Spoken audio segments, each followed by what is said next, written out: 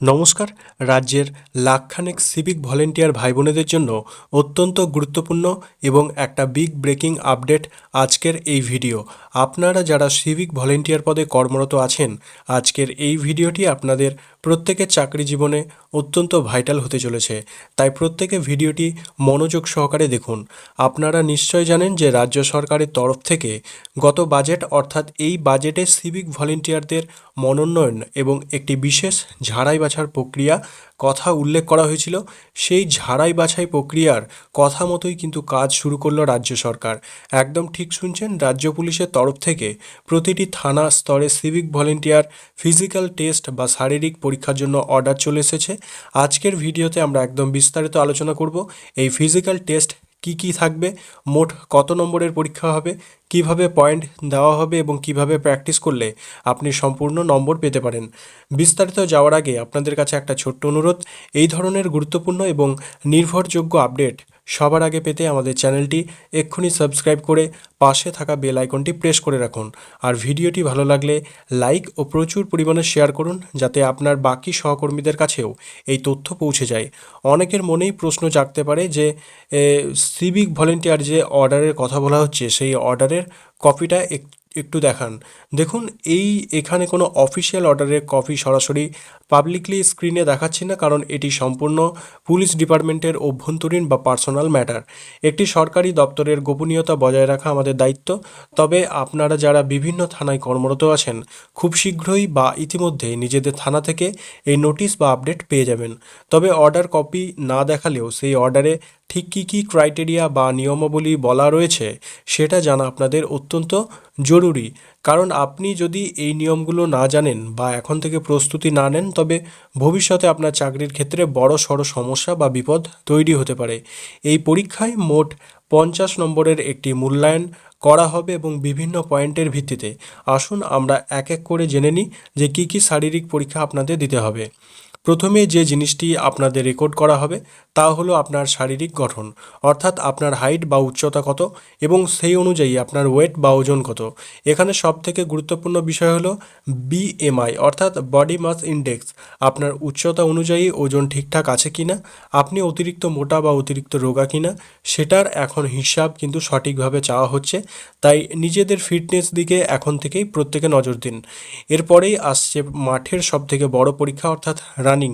নির্দেশিকায় বলা হয়েছে সিভিক ভলেন্টিয়ারে মোট 5 কিলোমিটারের মধ্যে একটি রানিং বা দৌড়ের পরীক্ষা দিতে হবে। তবে এখানে একটা বিষয় পরিষ্কার করে দিই, এটি কিন্তু বাধ্যতামূলক কোনো পাস ফেল পরীক্ষা নয় বা 5 কিলোমিটার দৌড়াতে না পারলে চাকরি চলে যাবে এরকম কিছু নয়। এটি আসলে একটি নাম্বারিং বা পয়েন্ট সিস্টেম। এখানে একটি পয়েন্ট ভিত্তিক প্রতিযোগিতা হবে। যেমন যিনি পুরো 5 কিলোমিটার কমপ্লিট করবেন তিনি পুরো 5 পয়েন্ট, যিনি 4 কিলোমিটার বা তার কম রান কমপ্লিট করবেন সেই অনুযায়ী পয়েন্ট দেওয়া হবে। যেমন 1 কিলোমিটারের জন্য 1 পয়েন্ট, 2 কিলোমিটারের জন্য 2 পয়েন্ট বা 3 কিলোমিটারের জন্য 3 পয়েন্ট, এরকম আর কি। এবার ভেবে দেখুন, আপনার সাথে যে ডিউটি করছে সে যদি 5 কিলোমিটার দৌড়ে 5 পয়েন্ট পেয়ে যায়, আর আপনি যদি মাত্র 2 কিলোমিটার দৌড়ে 2 পয়েন্ট পান, তবে সে কিন্তু আপনার থেকে 3 পয়েন্ট এগিয়ে গেল। এই পয়েন্টগুলোই কিন্তু ভবিষ্যতে আপনার প্রমোশন বা চাকরি স্থায়ীকরণের ক্ষেত্রে বড়সড় ভূমিকা নিতে পারে।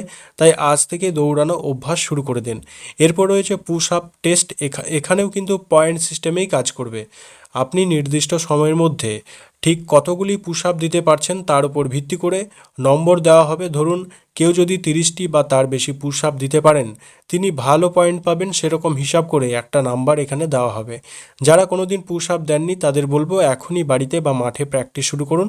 এর পরের পরীক্ষাটি হলো লেগ রেইস। এটি সাধারণত পেটের বা কোরের পেশির একটি এক্সারসাইজ।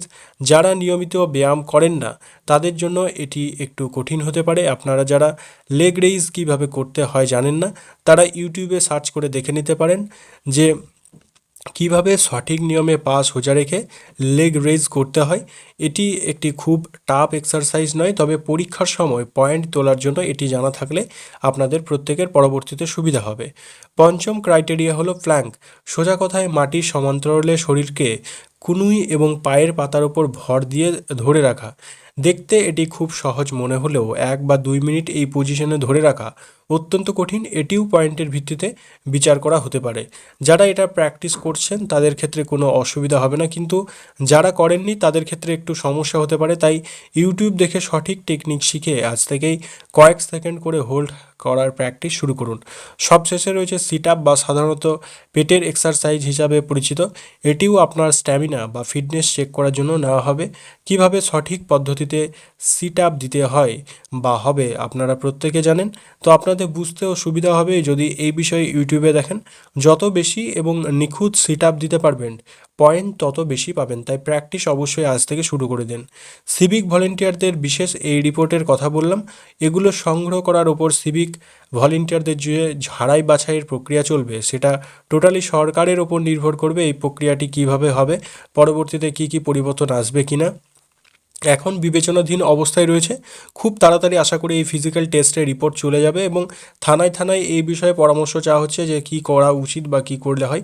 আজকের ভিডিওতে সেই সম্পর্কে আপনারা যেন সচেতন থাকেন এবং প্রত্যেকে যেন আপনাদের চাকরির পদোন্নতির ক্ষেত্রে আপনারা প্রত্যেকে অগ্রসর হতে পারেন, সেই জন্যই এই অ্যাওয়ারনেস ভিডিও। আগামী 90 দিনের মধ্যে অর্থাৎ 3 মাসের মধ্যে এসব প্রসেস কিন্তু কমপ্লিট হয়ে যাবে। তবে এই ঝাড়াই বাছাই শব্দটা শুনে আপনারা কেউ অযথা আতঙ্কিত হবেন না বা ভয় পাবেন না। সরকারের ওপর ভরসা রাখেন। সরকার আপনাদের জন্য অবশ্যই পজিটিভ চিন্তা করছে বলেই এই ধরনের উদ্যোগ নিয়ে আপনাদেরকে যোগ্য করে তুলছে, যাতে ভবিষ্যতে কেউ সিভিক ভলেন্টিয়ারদের উদ্দেশ্যে খারাপ কিছু বলতে বা যোগ্যতা নিয়ে প্রশ্ন তুলতে না পারে। আর সরকারও বলতে পারে যে তারা সিভিক ভলেন্টিয়ার উন্নয়নের জন্য ভালো কাজ করছে সমাজের জন্য। তাই আপনাদের অবশ্যই সরকারের ওপর ভরসা রাখতেই হবে। তাই পরিশেষে এটাই বলবো, ভয় না পেয়ে আজ থেকেই মাঠের প্রস্তুতি শুরু করে দিন। প্রতিদিন সকালে বা বিকেলে একটু দৌড়ান, ফ্রি হ্যান্ড এক্সারসাইজ করুন, যাতে পরীক্ষার দিন আপনি আপনার সহকর্মীর থেকে বেশি পয়েন্ট অর্জন করতে পারেন। মনে রাখবেন, আপনার ফিটনেসই কিন্তু আপনার চাকরির ভবিষ্যৎ নির্ধারণ করতে পারে। এই আপডেটটি নিয়ে আপনাদের কি মতামত? আপনারা কি অলরেডি প্র্যাকটিস শুরু করে দিয়েছেন? কমেন্ট বক্সে অবশ্যই আপনাদের মতামত লিখে জানান। ভিডিওটি ভালো লাগলে লাইক করুন, বন্ধুদের সাথে প্রচুর পরিমাণে শেয়ার করুন এবং এই ধরনের অথেন্টিক আপডেট নিয়মিত পেতে চ্যানেলটি সাবস্ক্রাইব করতে একদম ভুলবেন না। সবাই ভালো থাকুন, সুস্থ থাকুন, ধন্যবাদ।